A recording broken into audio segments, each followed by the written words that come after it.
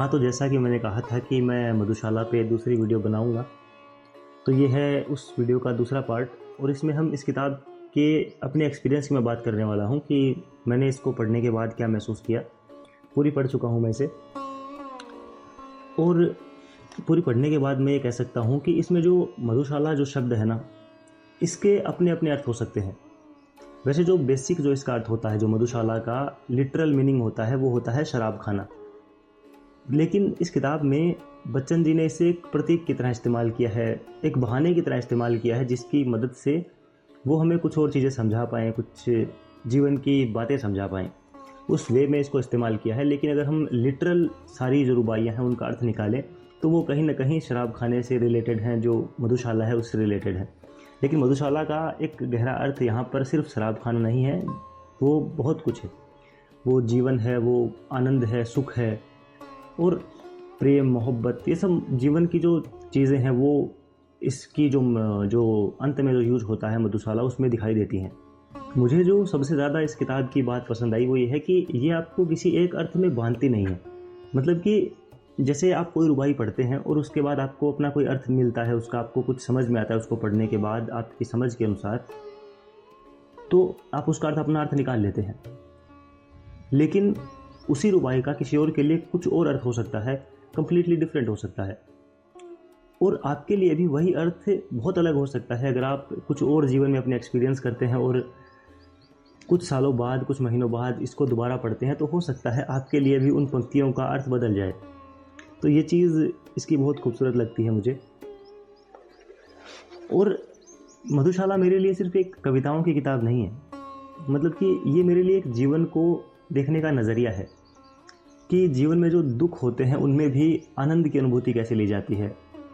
जीवन के जो दुख और पीड़ाएं हैं उनको स्वीकार करना, और जैसी भी परिस्थिति हो बस उसमें आगे बढ़ते रहना, जीवन का आनंद लेते रहना, भले वो सुख हो, दुख हो, हर एक इमोशन को फील करना और जीवन को भरपूर तरीके से जीना। ये सब चीज़ें मुझे इस किताब में दिखाई दी जैसे जैसे मैंने इसको पढ़ा। अब इसकी कुछ रुबाइयाँ मैं आपको सुनाना चाहता हूँ और उसके बारे में कुछ बात भी करना चाहूँगा। वैसे तो बहुत सारी मैंने इसमें अंडरलाइन करी है, लेकिन सबके बारे में बात नहीं कर सकते हैं। हो सकता है मैं इस पर और भी वीडियोस बनाऊं, लेकिन अभी के लिए हम बात करते हैं इसकी कुछ रुबाइयों के बारे में। तो हाँ, धर्म ग्रंथ सब जला चुकी है जिसके अंतर की ज्वाला, मंदिर मस्जिद गिरजे सबको तोड़ चुका जो मत वाला, पंडित मोमिन पादरियों के फंदों को जो काट चुका, कर सकती है आज उसी का स्वागत मेरी मधुशाला। मतलब कितनी गहरी बात यहाँ पर बच्चन जी कह रहे हैं कि अगर आपको मधुशाला में आना है, मतलब कि जीवन का जो गहरा आनंद है, जो सुख है, उसको महसूस करना है, तो आपको इन सब चीज़ों से बाहर निकलना पड़ेगा। आपको लोगों को भी एक इंसान की तरह ट्रीट करना पड़ेगा, भले ही वो किसी भी धर्म का हो, किसी भी मजहब का हो।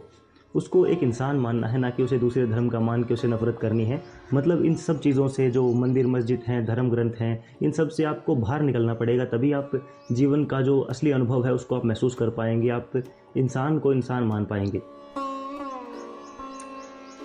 एक और इसकी 26 नंबर की रुबाई है कि एक बरस में एक बार ही जलती होली की ज्वाला, एक बार ही लगती बाजी जलती दीपों की माला, दुनिया वालों किंतु किसी दिन आ मदिरालय में देखो, दिन में होली रात दिवाली रोज मनाती मधुशाला। मतलब बच्चन जी क्या कह रहे हैं यहाँ पे कि मतलब जीवन में जो आनंद है वो सिर्फ त्योहारों पे ही क्यों महसूस किया जाए, क्यों ना हर दिन को एक त्यौहार की तरह मनाया जाए, क्यों ना हर दिन आनंद की अनुभूति की जाए। जैसे कि इसकी आखिरी पंक्ति है कि दिन में होली रात दिवाली रोज मनाती मधुशाला, कि जो व्यक्ति मधुशाला को पा लेता है वो हर दिन फिर आनंद में जीता है, हर दिन वो सुख चैन में जीता है। वो किसी त्यौहार का इंतज़ार नहीं करता कि होली दिवाली आए और उसके बाद मैं आनंद महसूस करूं। मधुशाला की ये पंक्तियां देखिए आप कि मुसलमान और हिंदू है दो, एक मगर उनका प्याला, एक मगर उनका मदिरालय, एक मगर उनकी हाला, दोनों रहते एक न जब तक, मंदिर मस्जिद जाते हैं, वैर बढ़ाते मंदिर मस्जिद, मेल कराती मधुशाला। यहाँ पर जो मधुशाला है वो सिर्फ शराब खाना होना ज़रूरी नहीं है। मतलब ऐसा भी हो सकता है कि वैसे होता ही है कि मंदिर मस्जिद में जो है हिंदू मुस्लिम भेदभाव होता है, लेकिन मंदिरालय में ऐसा नहीं होता। वहाँ पर लोग एक हो जाते हैं, जाति धर्म सब भूल जाते हैं। लेकिन वो इसका अर्थ नहीं है। यहाँ पर कुछ और चीज़ है जो कि जैसे कि इंसानियत जो होती है उसकी बात हो रही है कि जो इंसानियत है वो लोगों को एक करती है और मंदिर मस्जिद जो है वो बैर बनाते हैं। तो इंसानियत को हमें इन चीज़ों से ऊपर रखना चाहिए। ये वाली पंक्तियाँ देखिए आप कितनी खूबसूरत हैं कि आज मिला अवसर तब फिर क्यों, मैं न छकूं जी भर हाला, आज मिला मौका तब फिर क्यों, ढाल न लूं जी भर प्याला, छेड़छाड़ अपने साकी से आज न क्यों जी भर कर लूं, एक बार ही तो मिलनी है जीवन की ये मधुशाला। कि ये जीवन एक बार ही तो मिला है, तो क्यों ना इसे भरपूर तरीके से जी लिया जाए, क्यों ना जो मैं करना चाहता हूँ वो मैं कर लूँ। कितनी खूबसूरत पंक्तियां हैं। छोटे से जीवन में कितना प्यार करूं पी लूं हाला, आने के ही साथ जगत में कहलाया जाने वाला, स्वागत के ही साथ विदा की होती देखी तैयारी, बंद लगी होने खुलते ही मेरी जीवन मधुशाला। कि मतलब कितना छोटा सा जीवन है कि जैसे ही हम इस दुनिया में आते हैं हमारे जाने का समय निश्चित हो जाता है। मतलब कि हमें एक दिन जाना ही होता है। कोई भी इस धरती पर अमर नहीं रहता। कि जैसे ही मेरे जीवन की मधुशाला खुली वो वैसे ही बंद होना शुरू हो चुकी है। मतलब स्वागत की तैयारी हुई और धीरे धीरे विदा की तैयारी भी होने लगी है। यम आएगा साकी बनकर साथ लिए काली हाला, पी न होश में फिर आएगा सुरा विशुद्धि है मत वाला, यह अंतिम बेहोशी अंतिम साकी अंतिम है प्याला, पथिक प्यार से पीना इसको फिर न मिलेगी मधुशाला। कि मतलब ये जो जीवन है ये एक ही बार मिला है, तो इसको जितना हो सके उतना आनंद में उतना भरपूर तरीके से जी लो। ये जीवन दोबारा नहीं मिलेगा।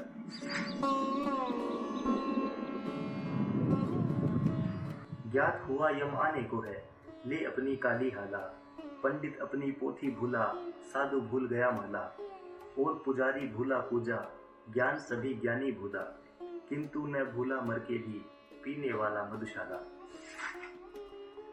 यम ले चलता है मुझको तो चलने दे लेकर हाला, चलने दे साकी को मेरे साथ लिए कर में प्याला, स्वर्ग नरक या जहाँ कहीं भी तेरा जी हो लेकर चल, ठोर सभी है एक तरह के साथ रहे यदि मधुशाला।